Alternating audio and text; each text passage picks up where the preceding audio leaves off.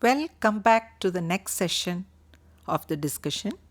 The topic is leadership styles. The resource person, Dr. Elizabeth Jacob, and myself, Dr. Elizabeth Kuruvala. In the previous session, we have discussed about the concept of leadership and a leader and the theories of leadership and different leadership styles also we have discussed elaborately. Now, coming to this session, our focus is upon who is an effective leader. For that question, generally, the majority of the people may opt for the leadership styles which they prefer is transformational leadership. Could you throw some light on transformational leadership? Definitely. Like I mentioned, transformational leadership is a clear charismatic leadership. If you look at certain spiritual gurus, you might see a charisma in them. Political leaders, if you take a look at them, some of them have such great charisma that they can really create the kind of change that we probably envision in a society. We might sit at our houses or our institutions and we might think, okay, this is the change we want.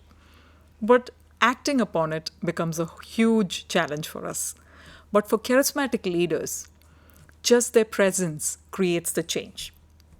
So Lathwood actually talks about 3 goals that are pursued by transformational or charismatic leaders. The first one is, as a charismatic leader, you should be able to help your staff develop and maintain a collaborative and a professional school culture. As we had seen in the earlier slides, this is extremely important for the effective functioning of an organization. When your team members do not have the team spirit, the friendliness, or the collaborative mindset, things which you want your institution to achieve might not act in your favor. Hence, a transformational leader should be able to develop that mindset in your staff. They will be very good at goal setting. They will be able to trust the person and delegate the power to them. They will be promoting the school's norms and beliefs. They will strengthen a very productive school culture. The second aspect of a charismatic leader is, you can see that a charismatic leader is never threatened by the development of their team members or their colleagues. So they will always foster teacher development in their institution. They will encourage teachers to study further, probably go for certification programs, go and present papers in other conferences, meet teachers from other institutions and learn what are some of the best practices that they do in their schools. That way, they are able to encourage teacher development. And then, through this, they also encourage a shared vision among the teachers. They partner in the school's development and the improvement of the organization. A charismatic leader is also able to help teachers solve their problems very effectively. They will very clearly mention to their teachers what are the performance expectations. Now, not all teachers might be capable to live up to those expectations. When you have a very friendly approach to your subordinate teachers, your teachers will always come to you and tell you, "Sir or ma'am, I'm facing a problem in this situation. Could you kindly help me?" And then a leader will be able to step in and solve the problems for them to meet the performance. They will also give very individualized support. Like a charismatic leader will be clearly able to understand what are the limitations of the person who is in front of me. And accordingly, they will be able to provide a very customized support to their subordinates. They also know to intellectually stimulate their team members so that they are able to perform better and better in their organization. So that's about a charismatic leader. When you look at all these characteristics, when we looked at trait or behavioral theory or situational approach or even charismatic approach, you can clearly understand that the leader's main focus will be to handle the person that is in front of you. I want to just throw one light in this regard. When we look at a subordinate or anyone for that matter, your student, your colleagues, your subordinate teachers, or even the top management, we have to always understand that the person in front of you plays so many different roles other than the primary responsibility that they play in the organization. For example, a student. A student is a son, a daughter of a family, a sibling. So we need to look at the mental challenges that they might be going through. A student might be coming from a very disturbed family atmosphere. In such a situation, if you keep forcing a student to learn, the person might not be able to. That's where charismatic or transformational leadership needs to step in. You need to understand the person in their totality and accordingly adapt your leadership style. I think at this time we need to talk about the types of power too. Yes. So we know that as leaders, whether it is a classroom leader, that is the teacher, or a head of the institution, leaders will certainly exercise different types of power. Could you please narrate what are the types of power a leader can use? Definitely. To begin with, let's take a look at what do you mean by power? Power is actually the capacity to influence someone's behavior. Now, power happens only due to a function of dependence. You can exercise your power only on a person who is dependent on you, or you are able to control certain things from being given to that person. Only then you can have power over the person. So, you have to understand who are the people that you have power on. Apart from that, one more aspect is, if your subordinate is not willing to receive that power, your level of power or the effectiveness of the power will also be reduced. So power is the capacity that a leader holds to influence someone else's behavior because of a function of dependence.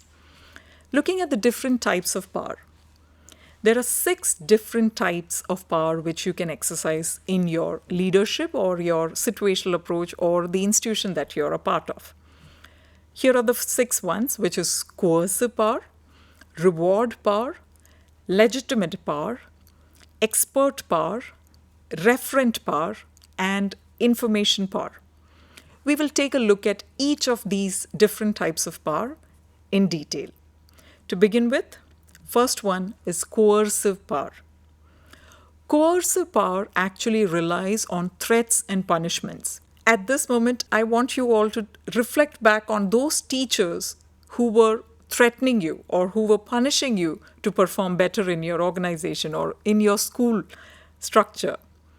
They have used coercive power. They have tried to force you to study better in your situation, and there you can see that coercive power is being used. Now, whether you use it in your classrooms or with your subordinates, that is something you need to reflect upon. The beauty about coercive power is you can achieve quick results. Your student might learn their subjects out of fear. So you can see that the student will give the outcome within a very short span of time, or even if it's your colleagues or your subordinate teachers, due to the coercive power, they'll immediately give you results. But there is a very negative thing about this kind of a power. Your subordinate will never have an emotional attachment towards you, and they would want to disconnect the relationship with you at any point in time. They might not even come to you with their personal problems and approach you with their challenges. This is the biggest drawback of coercive power. Another aspect about coercive power is because you know that your subordinate is free, they are afraid of you, you will also be worried whether they are trying to hide something from you. Hence, you need to strictly monitor all their activities. You will have to become a micro-monitor kind of a person in their lives. Moving on to the second type of power, which is an exact opposite of coercive power, which is reward power. This actually uses positive reinforcement. That means when you see your subordinate or your students make small developments in their growth, you reward them or you give a positive comment to them in front of everyone. This gives a lot of motivation for people to work for you, and they will be motivated to stay in a relationship with you. It is a very beautiful way of actually, making things happen in your institution. But again, the biggest challenge, this also has a drawback, which is Imagine the reward that you're giving your subordinate or your student is something monetary. Imagine you're buying a gift for them just because they have achieved a result. This is going to affect the financial situation of your organization, or if you're paying it from your pockets, it will affect your financial situation too. Apart from that, this can also have a negative impact in the minds of your subordinate. Why? Because they will perform only for the reward that they are getting. They will never have that internal motivation to do something. Our responsibility as a leader, as we read in the first quote when we started the class, is to create leaders. So they must have a personal initiation to come forward. And the second one is, if your subordinate does not value the reward that you're giving them, they are never going to perform. For example, you can keep giving gifts to a student, but if the student does not value that gift anymore, you cannot see performance in them. These are the main two ones in terms of types of power. Right now, I want you all to reflect. Which teacher in your life had more influence on you? Was it a very strict teacher or a very caring teacher? In fact, Dr. Elizabeth, Yes. what is your thoughts on that? Yeah, surely. This is the major question that every teacher has to reflect upon. So, this is not a session on elaborating the points, but this is a point to think, because this program is meant for the school leadership and management. So, in this case, when such a question comes to me, surely I will pick up the answer: a caring teacher. A teacher who knows the child as he is or as she is. That understanding the background of the child, the emotions of the child, the intellectual level of the child, and the psychosocial development of the child. This is an important thing. So understanding a child is an important part for a teacher to handle the classroom in an efficient way. So there are different types of powers. Yes, there are more to go. More to go. Okay. Yes. So we can discuss the other types of powers also. Sure. The other 4 types of power, among that, the first one is legitimate power. As the name given suggests, this particular power comes to a person due to the role or the designation that they play. Like we see in formal leadership. Formal leadership happens because of the designation that the leader is playing in the organization, and that is legitimate power. A person who is appointed as a head teacher or a principal or an administrator of the school might not possess certain characteristics or the charisma to get things done, but they definitely have power over their subordinates. If they give an instruction, their subordinates need to obey it. That is legitimate power, which comes to you because of the designation that you hold. The 4th type of power is expert power. Imagine you have expertise in one area, maybe the subject that you teach, or maybe it could be research, or it could be a simple administrative task that you do in an organization. The power that you can exercise over others due to the expertise in an area is called expert power. Why do we call it expert power? When a person is facing problem in one area, they would always approach you for help. And hence, the 4th type of power that you can exercise in an organization is called expert power. The 5th one is called referent power. This comes to those who are liked and admired. When you walk into your school, you might have seen some people who have a beautiful smile on their face. And naturally, you have a tendency to look at them and say, "Good morning, ma'am," or "Good morning, sir." Or else if it is staff, you might say, "Good morning, Didi," or "Good morning, Bhaiya." So that's a referent power which you can see in a person because they are liked in their natural self. This is the 5th type of power which can be exercised.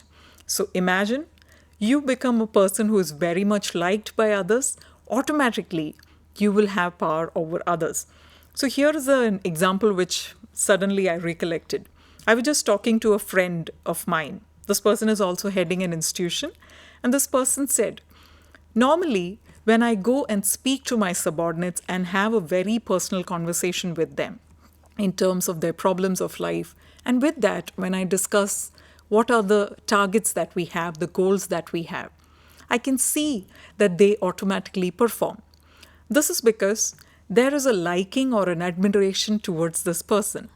This is called referent power. And the final type of power which you can exercise in your organization is information power. Imagine you are holding the information which is very important for your subordinates. Obviously, your subordinates would come to you to seek that information, and you will have information power over them. What I want you all teachers and the students to reflect on at this time is, which type of power do you think will be effective in an institutional setup in your school? So, we have seen the different types of power, and it's a time to reflect upon what type of power are we exercising in the lived context, that is, in real classroom. And coming to Bradford and Lippitt, we can see that they have proposed some leadership styles. Could you throw some light on their leadership styles? Sure. The leadership styles that Bradford and Lippitt have proposed include the first one, which takes into consideration the power that we discussed right now, which is autocratic leadership. This is a very rigid disciplinarian style of leadership, which works clearly based on the coercive power. That means you're trying to force your team members to do certain things. We usually have this saying, it is either my way or highway. Yeah. Right. So that's an autocratic style of leadership. Here, the problem is your group might feel insecure to work with you because they assume that if you do not perform, you will be thrown out of your jobs. And so they tend to feel very insecure working with you.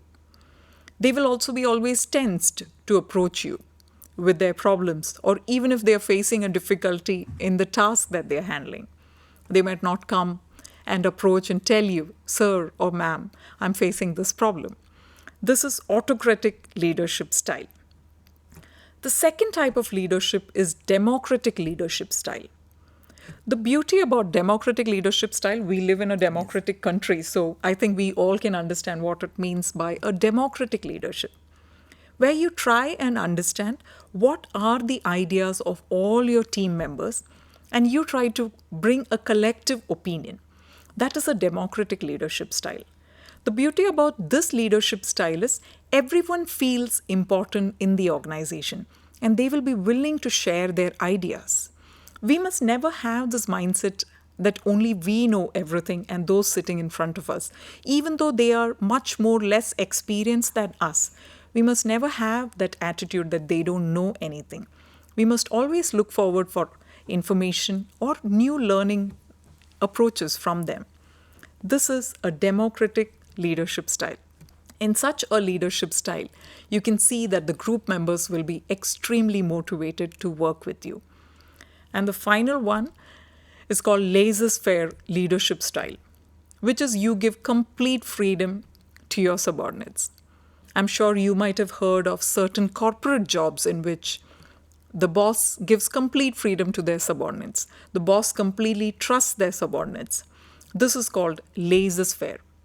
This kind of a leadership style can only be practiced in an organization where your subordinates are capable of doing the job that they have been entrusted with. At the same time, they are also self-motivated to achieve the goals. You don't need to be behind them. So the three different leadership styles mentioned by Bradford and Lippitt are autocratic, democratic, and laissez-faire. Okay, we have seen what are the different types of these leadership styles proposed by Bradford and Lippitt. And could you please explain about the basic dimensions of leadership? Sure. If you look at the diagram, you can see the X and Y axis.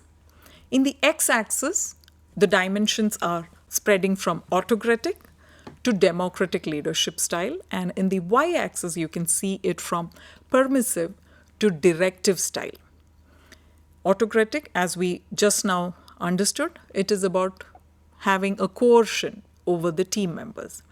So when you have an autocratic style of leadership, at the same time you have a directive method which you use in the dimension of leadership, such kind of leaders are called directive autocrats. They are clearly autocrats. At the same time, they also give very clear instructions to the team members.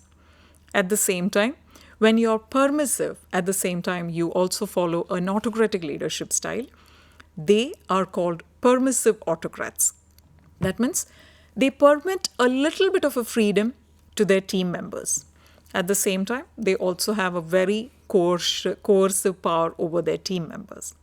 On the other two quadrants, you can see these dimensions fluctuating between the democratic leadership style. So when you have a permissive leadership style combined with a democratic one, it's called a permissive democrat. So you take opinions of people, at the same time you also give freedom for them to exercise or bring in their creativity.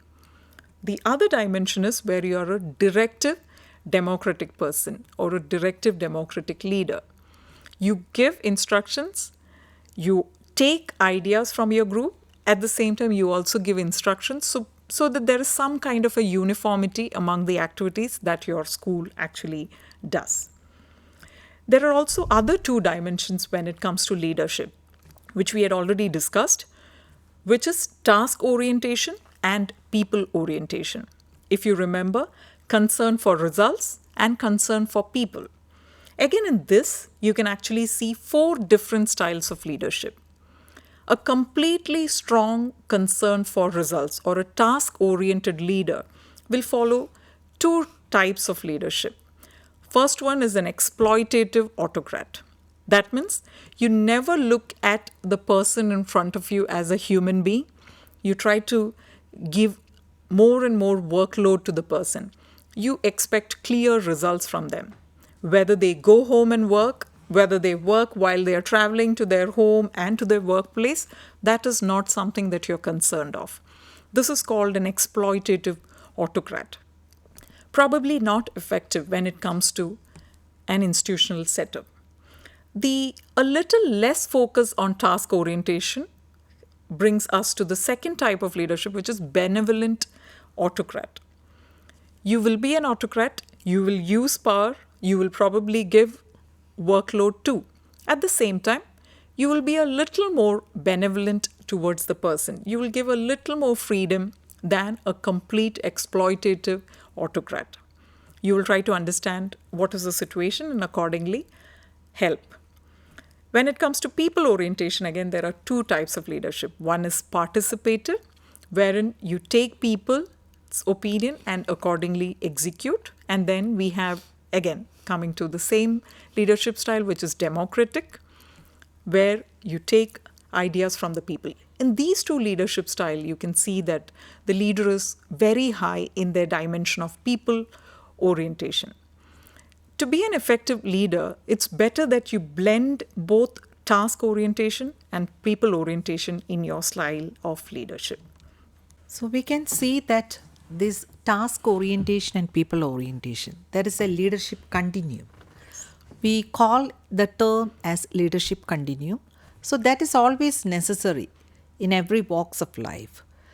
When we think of a house or a home situation, there also father or mother, they are performing as leaders. So what type of leadership styles are they performing? So here, how can we measure the leadership effectiveness? Yeah. Let's take a look at how do we measure, or how the research studies that have been done in the past have tried to measure whether the leader is effective or not. Some of the dimensions that we can use to measure leadership include group performance, whether the group is attaining the group goals, whether the group has the capacity to deal with a crisis situation, whether the subordinate is satisfied with their boss or their leader, whether the subordinate has a good commitment towards the goals, naturally a good commitment towards the goals, whether the subordinate has a very positive psychological well-being. So these are ways by which different studies tried to measure leadership effectiveness. It depends on what we think is important. Sometimes we might tend to do surveys and we might tend to ask leaders whether a task is completed on time or within a very short time. This might indicate leadership effectiveness. But at the same time, if your subordinate is not happy being with you, do you think your leadership is effective or not? This is again something you need to think about. Now, the complexity of leadership is that there could be traits, there could be the behavior of the leader. Everything is combined in a leadership. The characteristics of the subordinates and the group as a whole. We need to take all these elements into consideration when we are exercising leadership. Traits and behavior of the leader supervisor might have influence over the effectiveness. The objectives of the organization and the system and policies of the organization also matters when it comes to the leadership. All these elements actually make leadership a very complex process. The training required, the compensation which is provided, everything matters. So we have discussed different aspects of this leadership, the transformative leadership, and then we have discussed about the basic dimensions of leadership. So now we come to an end, and thank you for this good interactive sessions and deliberate discussions on different leadership side. Again, thanking you once again. Thank you. Thank you so much.